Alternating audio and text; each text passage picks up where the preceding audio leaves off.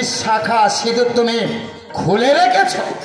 ওসব old sentimental আমার একদম ভালো লাগে না। কিন্তু হিন্দু ধর্মে ওসব হিন্দু ধর্মটা আমি মানি না।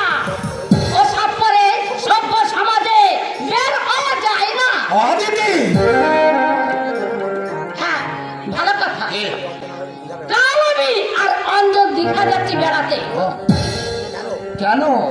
শাখা সিঁদুর পরে মাথায় ঘুমটা টেনে নাই, সামথিং ঠিক করে লাভারের হাত ধরে ওই সমুদ্রের ঢেউয়ের মাঝে হারিয়ে যেতে।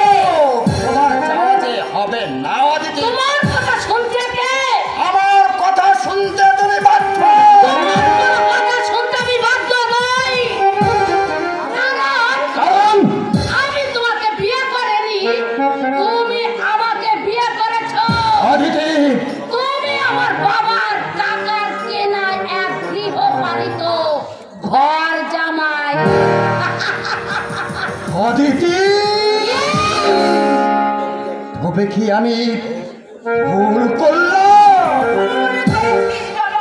তুই ভুল করেছিস। মা, তুমি এখানে? তোকে নিয়ে যেতে এসেছি খোকা। না, পলাশের কোনো কথা আমি বিশ্বাস করিনি। সন্তান কি কখনো তার গর্ভধারিণী মাকে ভুলে যেতে পারে?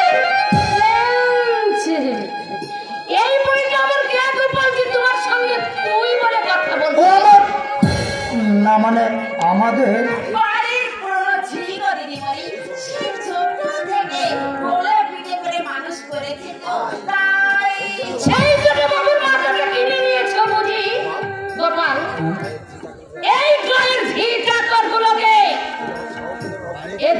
এদের সাহস দেখে আমি অবাক হয়ে যাচ্ছি। আজ থেকে এই আনকালচার ঝি চাকরদের এই বাড়িতে তুমি অ্যালাউ করবে না Gopal. Aditi, Yes, this is my order. এই মুহূর্তে দারোয়ান ডেকে এই আনকালচার ঝি চাকরকে বের করে দাও। অদিতি, মনে রাখো, নাও ইজ ফেমাস ডাক্তার।